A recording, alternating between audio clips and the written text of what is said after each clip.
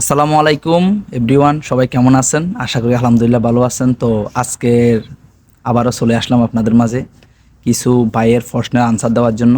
অনেকে আমার আগের ভিডিওগুলোতে কমেন্ট করতেছেন যে ভাই, ইতালিতে আসতে হলে বা ইতালিতে কাগজ জমা দিয়েছি বা ইতালিতে আসবো, এখন কি কাজ শিখবো, বাংলাদেশ থেকে কি কাজ শিখে আসলে আপনার এদেশে আপনার চাহিদা আছে। তো অবসর সময় অনেকে পার করতেছেন, ফাইল জমা দিয়েছেন বিভিন্ন ইতালি বিভিন্ন শহরে বা বিএফএস গ্লোবালে, বা কেউ প্রসেসিং হয়ে গেছে অলরেডি আসবেন। তো অনেকে জানার ইচ্ছা যে ভাই, কি কাজের চাহিদা কীরকম। তো আসলে ভাই, আমি এরকম অভিজ্ঞতা নেই, তারপরও আমার যে অভিজ্ঞতা আছে, ছোটোখাটো অভিজ্ঞতা, ওই মানে আমি যেগুলো ফেস করতেছি ওগুলো থেকে আপনাদেরকে ধারণা দেওয়ার চেষ্টা করতেছি আর কি। তো আপনি মনে করেন যে ইতালিতে যদি আসবেন বা আসার জন্য চিন্তা করতেছেন, তাহলে আপনি বাংলাদেশ থেকে আপনি ইলেকট্রিকের কাজ শিখে আসতে পারেন। ইলেকট্রিক্যাল কাজ শিখে আসলে এই দেশে চাহিদা আছে।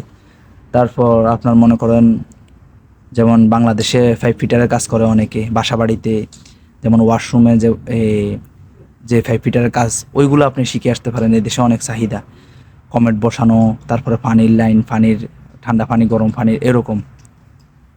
তারপরে পরবর্তীতে আপনি মনে করেন যে ওই বাংলাদেশ থেকে আবার গার্মেন্টসের কাজ শিখে আসতে পারেন। যেমন সেলাই মেশিনের কাজ, আপনি যদি গার্মেন্টসে কাজ করে থাকেন বাংলাদেশে, বা আপনি যদি সেলাই মেশিনের কাজ জানেন, যেমন আপনি জামা কাপড় সিলাইতে পারেন, এরকম কাজ শিখে আসলে এই দেশে চাহিদা আছে।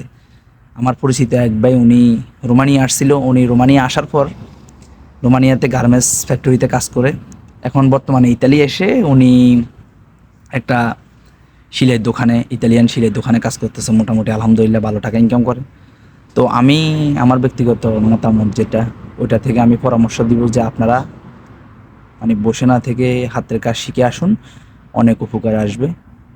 আর বিশেষ করে বর্তমানে অনেক লেট হইতেছে কাগজপত্র মানে যারা কাগজ জমা দিয়েছেন বা যারা ইতালিতে আসবেন, মনে করেন যে অনেক লেট হইতেছে প্রসেসিং হইতে, এটা আর কি।